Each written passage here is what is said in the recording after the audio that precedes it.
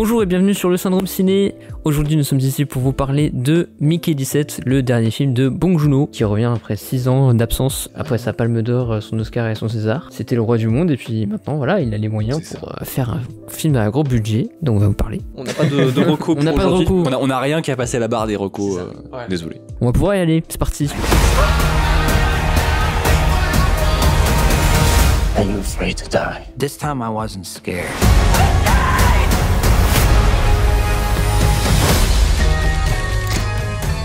Est-ce que Thomas, tu peux nous faire un petit résumé du film? Ah oui. S'il te plaît. Mickey 17, ça nous raconte l'histoire dans un futur proche de Mickey, qui est un jeune type qui a des problèmes de thunes sur Terre et qui décide de fuir, de refaire sa vie dans un espèce de projet de colonisation spatiale. Pour refaire sa vie sur notre planète, quoi. Et pour ça, il va devenir un remplaçable, c'est-à-dire que sa mémoire et son code génétique sont stockés dans un espèce de disque dur du futur, et il peut être tué et réimprimé à l'infini. Et donc on va suivre la vie de cette 17e, notamment la vie de ce 17e Mickey, qui est une espèce d'ouvrier de l'espace qui taffe à en mourir, littéralement, quoi. En gros. Cette vidéo sera intégralement sans spoiler, on va essayer d'être le plus évasif possible pour vous en parler. Et sinon, je veux d'abord connaître un peu votre rapport avec le cinéma de Bong Joon-ho. Oui. Et avec Robert Pattinson. Oh putain. Bong Joon-ho, du coup, c'est cool, moi j'aime bien. Memories of Murder, c'est super. Parasite, j'avais surkiffé la dernière fois où je l'ai revu.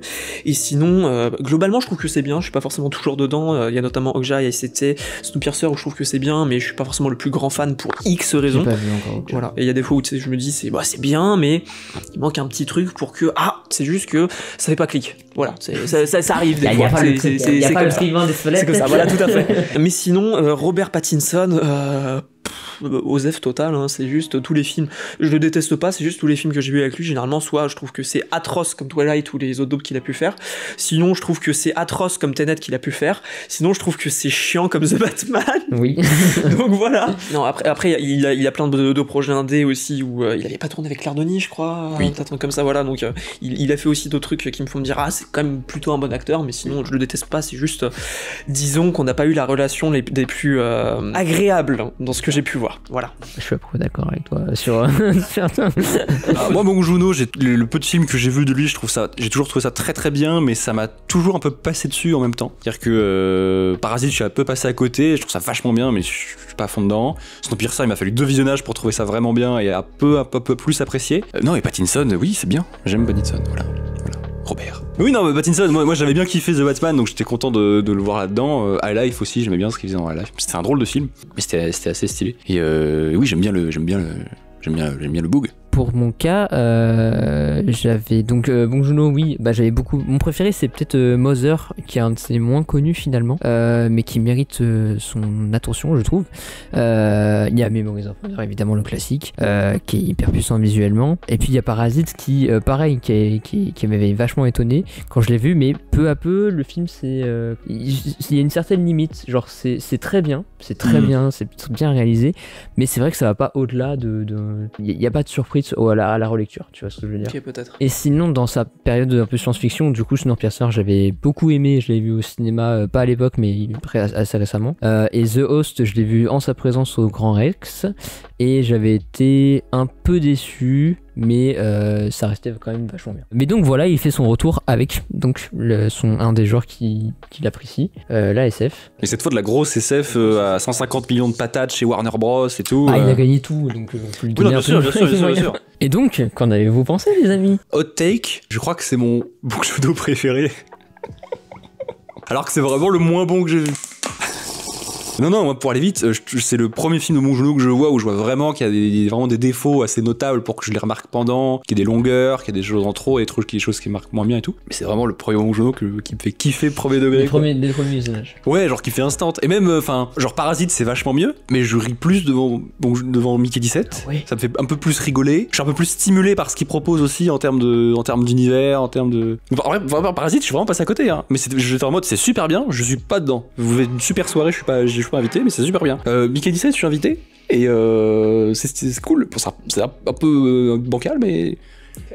j'ai kiffé quoi. Voilà. Doberman un peu, mais ok. Sinon, perso, bon, c'est bien, hein, c'est. Bon, voilà, hein, rien à dire de plus, hein, j'ai trouvé ça plutôt cool, j'ai apprécié le film, j'ai pas eu envie de me barrer de la salle ou quoi, je me suis pas trop fait chier non plus, même s'il y a en effet des longueurs et des trucs dont on parlera plus tard. C'est, à ma foi, un 7 sur 10 plutôt honnête, quoi.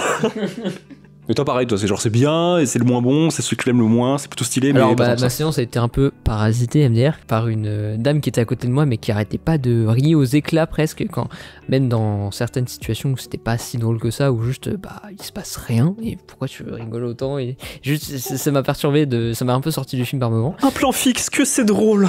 Mais voilà, c'est un peu ça. Mais sinon, ouais, non, j'ai bien aimé. Pareil, je le trouve un peu long sur certains points. Il y a des intrigues qui servent un peu à rien.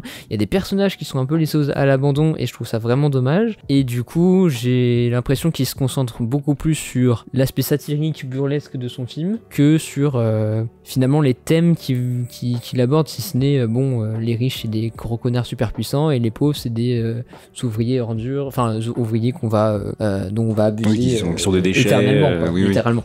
Donc il se concentre plus sur le comique et finalement c'est drôle mais sans plus. Mais j'ai l'impression qu'il en oublie quand même un peu de quoi il veut parler en fait. Bon, bah, fin de tournage. Fin de tournage. On a tous le même avis, c'est bon, voilà, c'est plié. C'est ça.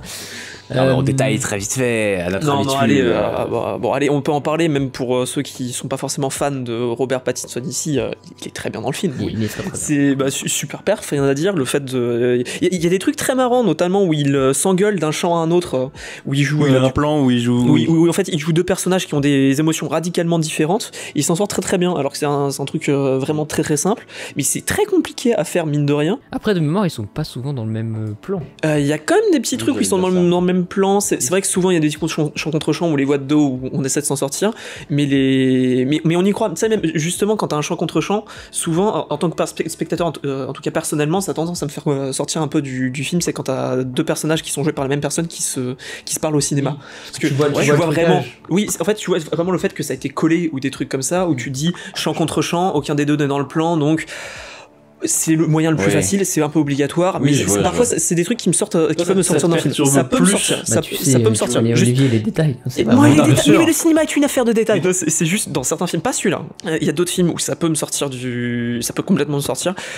Et là-dessus, je trouvais qu'il faisait un super taf. Oui. Et qu'on y croit, même quand c'est chant contre chant, cut, et que c'est archi simple. Pareil, tu sais, quand il est tous les deux dans le même plan et qui joue la surprise ou des trucs comme ça. Enfin, c'est superment foutu. En plus, à ce point, des effets spéciaux qui fonctionnent très très bien, qui sont très bien soignés, donc pas de soucis. Et non, il est convaincant, il est plutôt drôle, et puis attachant aussi d'ailleurs. Oui. Après, sur la performance, tu le disais sur le chant contre chant, il y a aussi un truc qui explique pourquoi il s'en sort aussi bien, je trouve. Enfin, peut-être, c'est parce que les personnages sont suffisamment différents qu'on note cette différence et que du coup on voit que il s'en sort très bien et qu'il le fait très bien. Oui, c'est des archétypes très marqués, c'est des personnages très marqués. À faire, je sais pas en fait. Peut-être à voir. En tant que spectateur, qu'on repère facilement que il est bien différent ils jouent bien différemment les deux personnages, mais en fait c'est juste parce qu'ils ont un caractère totalement différent. Puis ça marche bien dans le film où il y a un côté un peu burlesque, un peu satirique, où les personnages peuvent avoir des caractères et des façons de communiquer très tranchées, très différentes, et du coup ça rend ça assez facile. Mais oui, moi je suis content parce que j'avais oublié que j'aimais bien Robert Pattinson, c'est pour ça que je fais le fanboy là. J'avais bien aimé The Batman, mais c'est pas lui que j'aimais dans le film. Je me suis souvenu que j'aimais bien ce type, genre de le voir avec une voix un peu ridicule, nasillarde, bizarre au début, pendant très longtemps. J'ai eu peur. Moi j'étais perturbé sur pourquoi il a une voix bizarre comme ça. J'ai fait ça, je fais c'est bizarre. Mais au final. Oui, pourquoi il a une voix chelou? Parce qu'il joue pas BG, Pattinson, ténébreux, machin. Il joue Mickey Barnes qui s'apprête à être la 15e version sacrifiable de lui-même, qui est un peu prostré, tout ça. Donc oui, voilà, qui est un peu renfermé, qui est un peu. Il y a un peu une vie de merde quand même. Ça a crevé 25 milliards de fois. Bon, 17 fois dans l'espace. Après, même le reste du cast s'en sort très bien. Mark Ruffalo en Donald Trump / Elon Musk. Sa femme qui est jouée par Toni Collette, je la trouve plutôt convaincante et tout. T'as plein de. T'as aussi Anna Maria Bartolomei aussi, du coup, qui vient piquer une petite tête, même si on en parlera peut-être qu'elle jarte un moment et c'est un peu dommage. De manière générale, le cast s'en sort plutôt bien et plutôt convaincant. Et bah voilà, ils sont marrants, ils arrivent à être attachants, pas uniquement à cause de leur écriture, mais aussi grâce à leur jeu et tout. Donc, Oui, pour revenir sur le côté, comment il met en scène le fait qu'il y ait plusieurs Robert Pattinson dans le même plan ou en champ contre champ, selon les cas et tout. Moi, je crois que ça faisait longtemps qu'un film de SF m'avait pas vraiment stimulé sur des concepts vraiment bien utilisés. C'est vrai que moi, le côté double, ça faisait, je sais pas s'il y a eu beaucoup de films qui m'ont vraiment, qui se sont vraiment dit, qu'est-ce que ça crée comme situation, qu'est-ce que ça peut faire comme scène, qu'est-ce que ça implique comme, je sais pas, comme organisation dans cette espèce de petit groupe social, espèce de colons dans un espèce de vaisseau spatial. Qu'est-ce que ça implique? Et moi, je trouvais ça vraiment intéressant comment il construit son univers de SF. Même si c'est un peu laborieux, comment il s'en sort, c'est quand même pas mal de voix off et d'exposition un peu frontales, même si c'est des scènes sympas. Non, la voix off, mais c'est quand même un peu, voilà, ouais. c'est quand même un peu galère. Au début, j'avoue,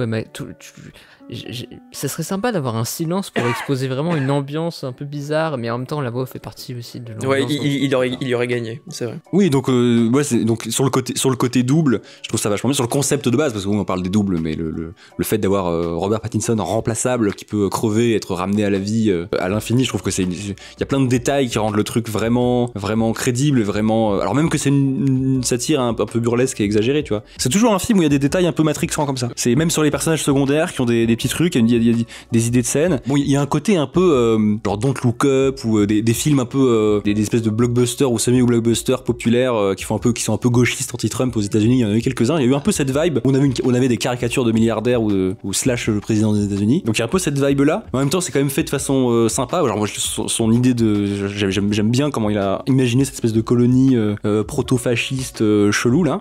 Je trouve que ça marche vraiment bien, même si voilà, c'est sur l'idée, on en reparlera. Mais du coup, moi j'ai ce truc de ça a des défauts, mais j'ai pas vu beaucoup de films de SF qui m'ont autant convaincu sur on imagine un futur dans 40 ans, quoi ça ressemble. Moi je voulais un peu comparer le film à Starship Troopers de Verhoeven. Enfin, je trouve qu'il s'en rapproche pas mal, déjà de par son scénario, et puis un peu aussi avec l'aspect satirique du film. Bah, encore une fois, on vient présenter les ricains comme des gros fascistes coloniales.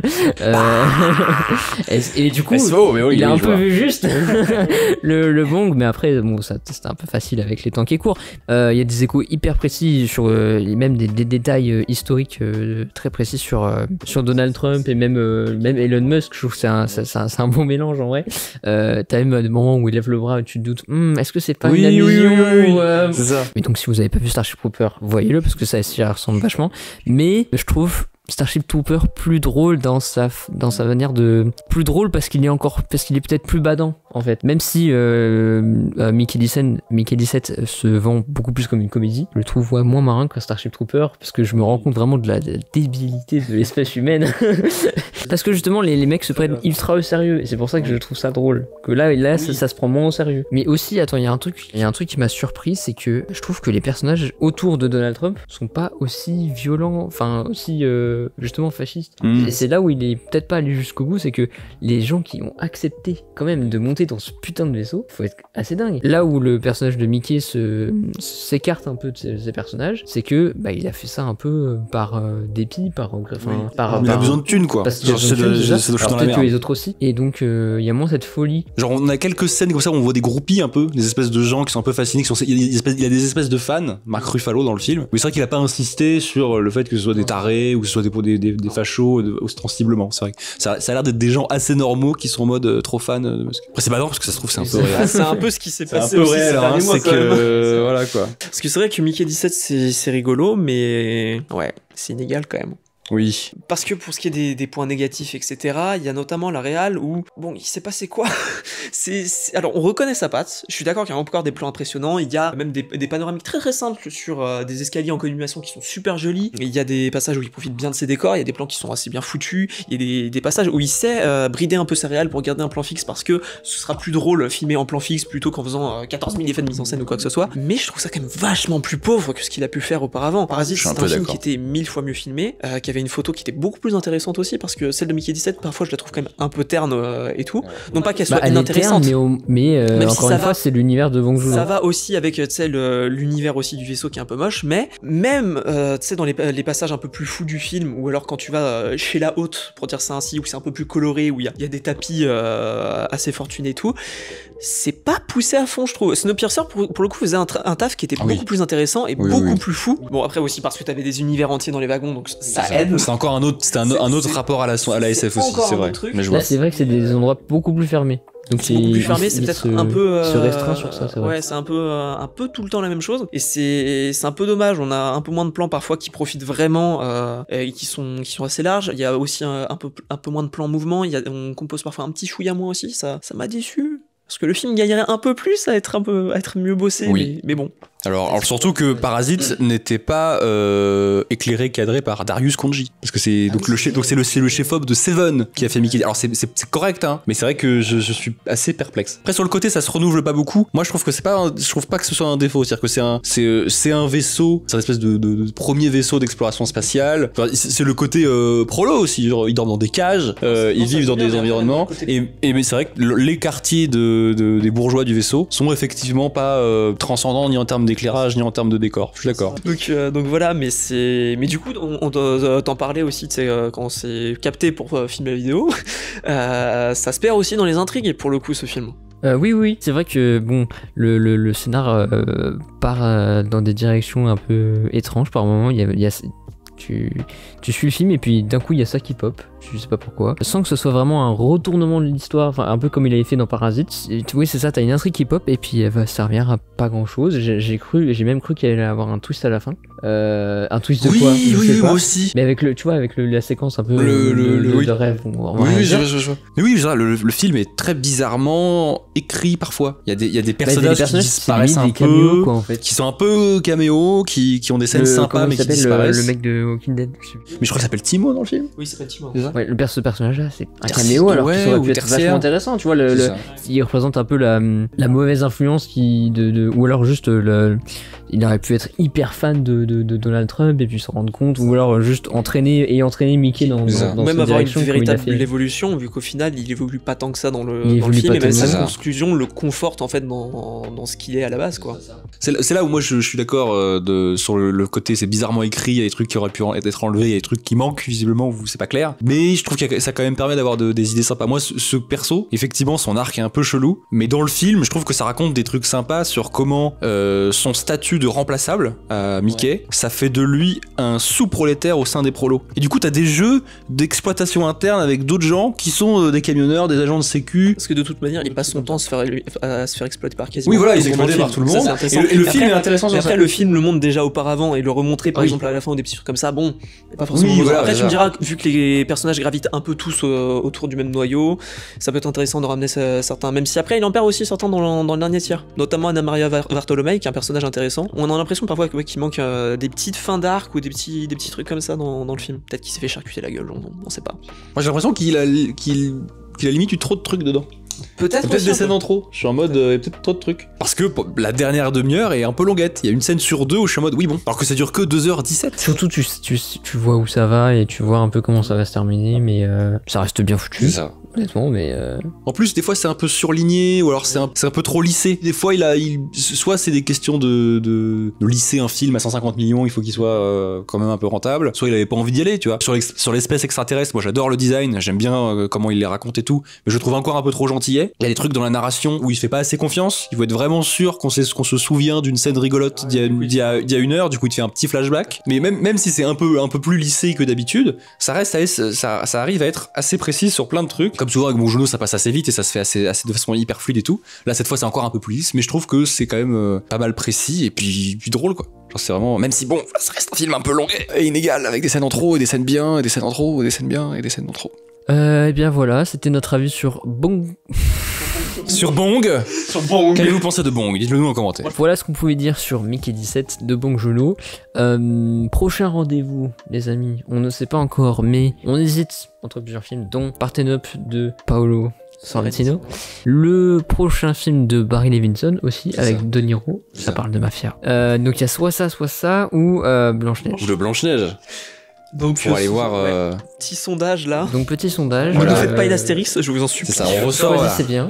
Et puis d'ici là, partagez notre vidéo si vous l'avez aimé. Voilà. Et puis n'hésitez pas à dire ce que vous avez pensé du film, à mettre le petit pouce bleu, c'est toujours bien. Puis suivez-nous sur Instagram, TikTok, Twitch, Twitter. Puis Thomas, tu peux conclure. Oui, bah écoutez, d'ici là, soignez-vous bien en regardant des films.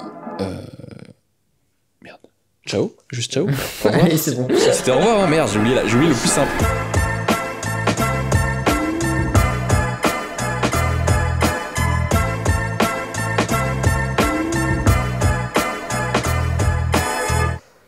Bon bah il est peut-être l'heure d'aller bouffer, je sais pas. Ouais, moi j'ai pas bouffé ce midi. Allez vas-y.